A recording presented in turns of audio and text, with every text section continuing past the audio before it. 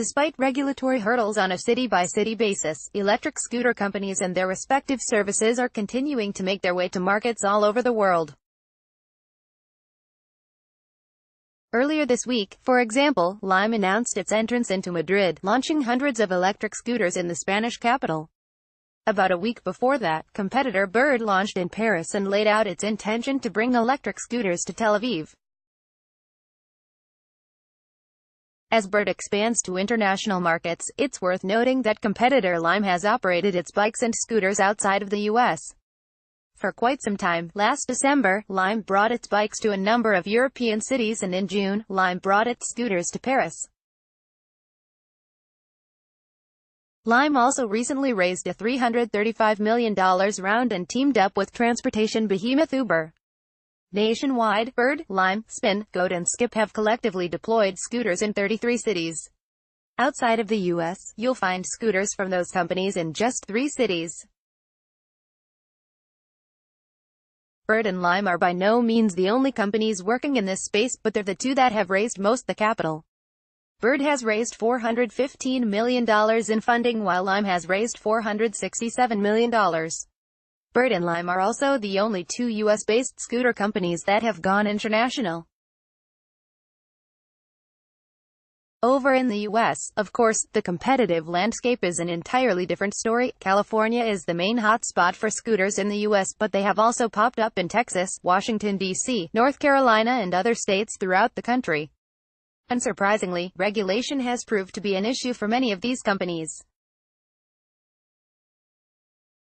In San Francisco, the Municipal Transportation Agency is currently reviewing permit applications from 12 electric scooter services, including ones from Lyft, Uber and Razor, looking to operate in the city. The permit process came as a result of Bird, Lime and Spin deploying their electric scooters without permission in the city in March. Fast forward to today and electric scooters are nowhere to be found on the streets of San Francisco. The SFMTA initially said it expected to make a decision about which 5, if any, companies would receive permits by the end of June. The SFMTA expects to finalize its recommendations and documentation in the coming weeks, the SFMTA wrote in a blog post last month. Once that's done, the agency says it will work with companies to finalize and clarify the terms and conditions of the permit. The goal, according to the blog post, is to issue permits sometime in August. As part of the 24-month pilot program, electric scooter companies selected to operate in the city will need to provide user education and insurance, share its detailed trip data with the city, have a privacy policy that protects user data, offer a low-income plan and operate in a to-be-approved service area.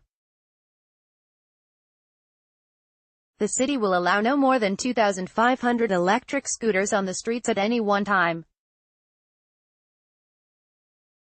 Last month, Bird tried to launch its scooters in Boston, but regulators quickly cracked down, saying it would impound any scooters it found.